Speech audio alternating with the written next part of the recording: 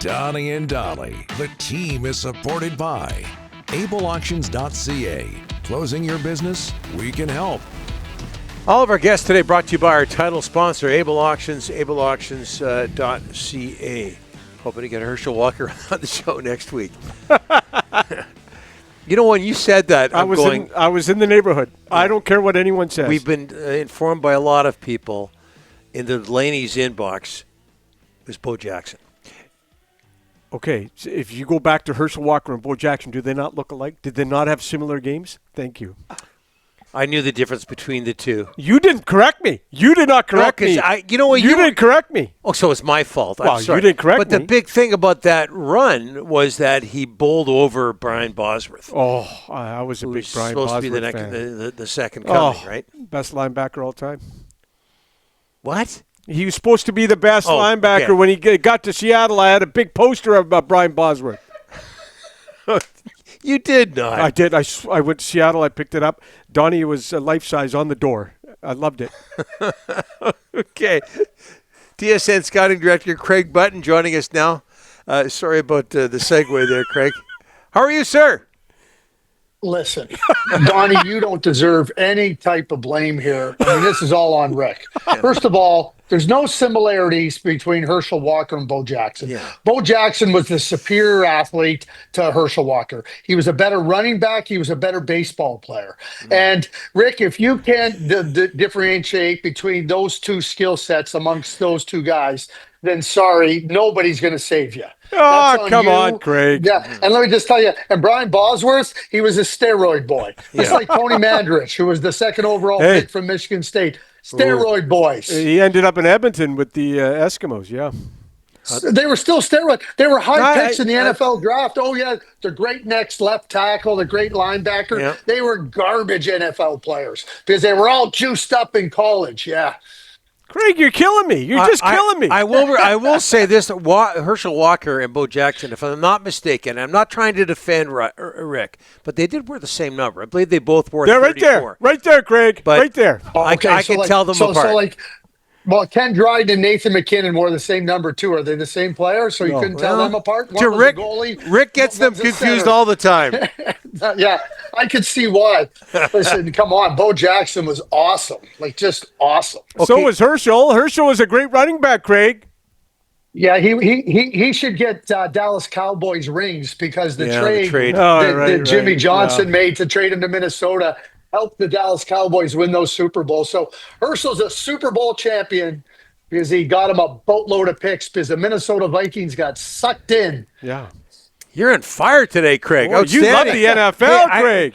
We all know about I do love the NFL. We all know about your history growing up in Montreal.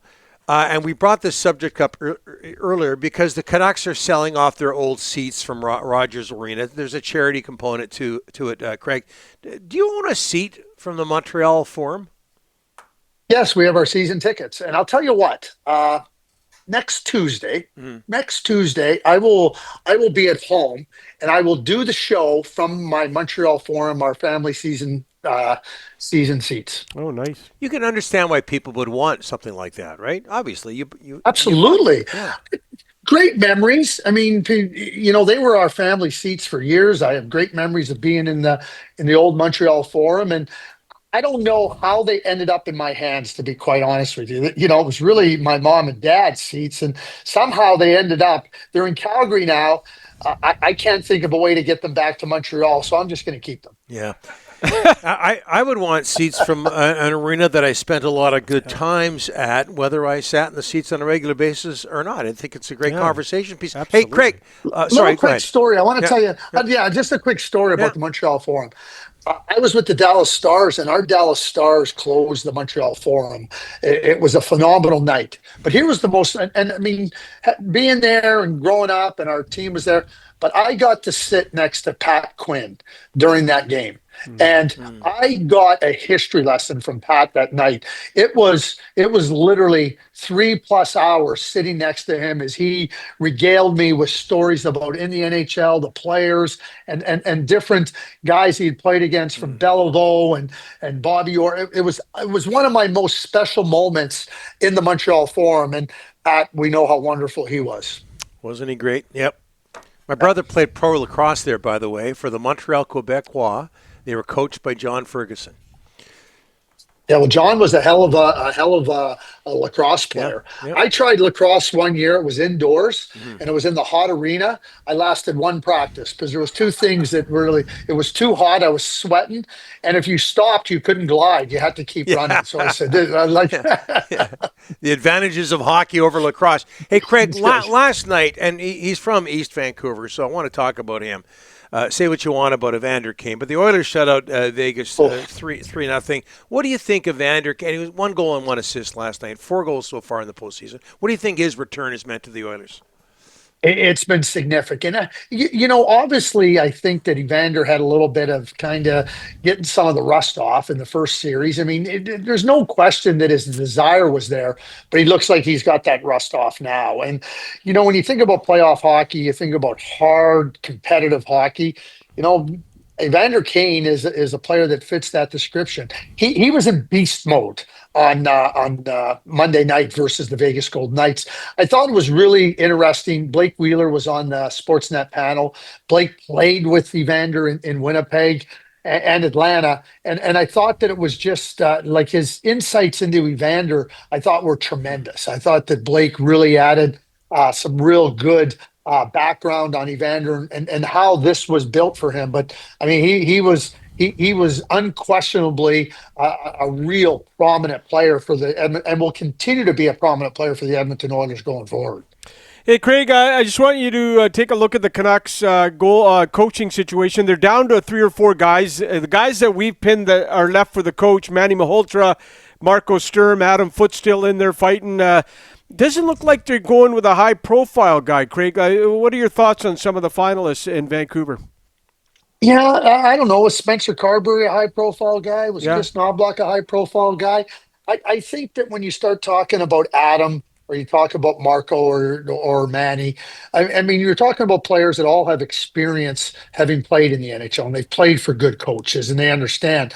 I think if you're going to go the route of one of those three in the trio, I think the key part of it is those if one of those guys gets the job is that they all recognize that they're going to need help. Hire an experienced assistant or two, because you can coach in the minors, you can coach in junior, you could have played in the NHL.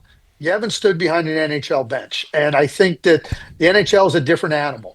And I think that they would benefit if one of them does get the job from getting some experience around them. I look back. I remember when David Quinn got the job in New York and Jimmy Montgomery got the job in Dallas. And I told both of them, who were friends, I said, listen, you guys get some help with you. And I told them, phone Rick Bowness. Get a hold of Rick Bowness. And Jimmy got to Rick Bowness before David Quinn, and Rick went into Dallas and was tremendous for Jimmy. And Jimmy will tell you that.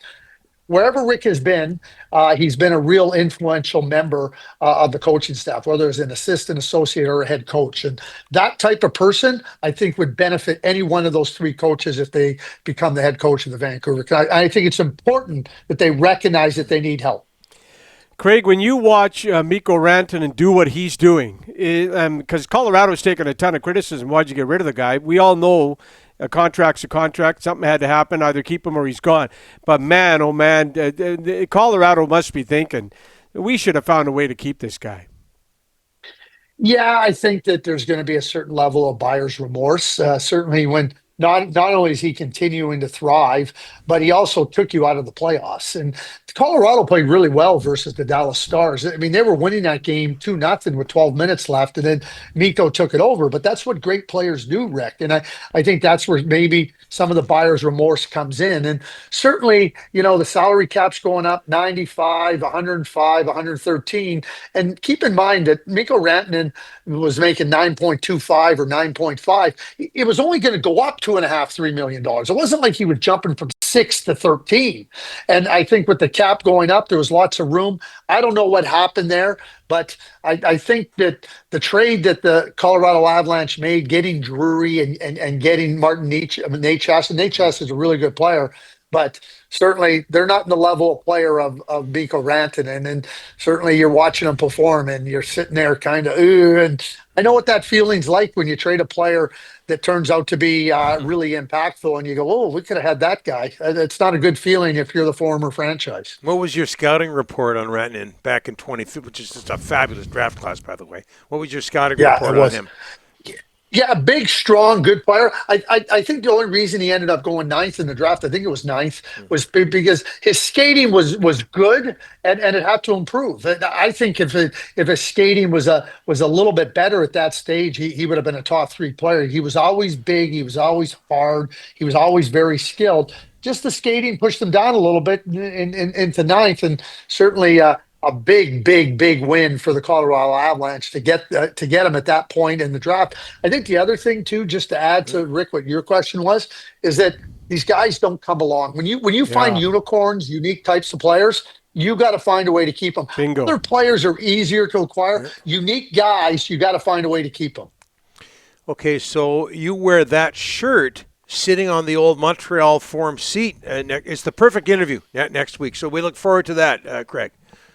Yeah. In the Montreal Forum seats, I don't know if you recall, but when I was a kid, we had to go to the game wearing a tie. Now I didn't have to wear a jacket; I had to wear a sweater. Yeah. There was no shorts or flip flops or anything.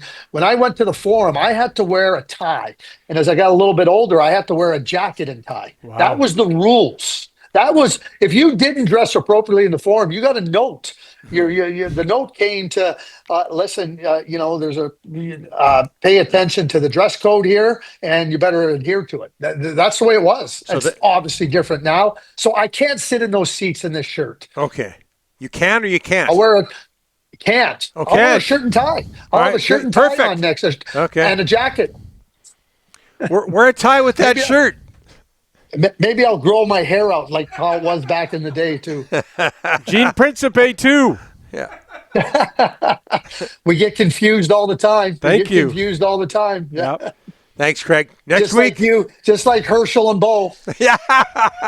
Craig, I said one scored a touchdown at the Kingdom many moons ago. I wasn't comparing the two. Come on, Craig. Rick. Well, okay. Yeah. Thanks, Craig. Thanks.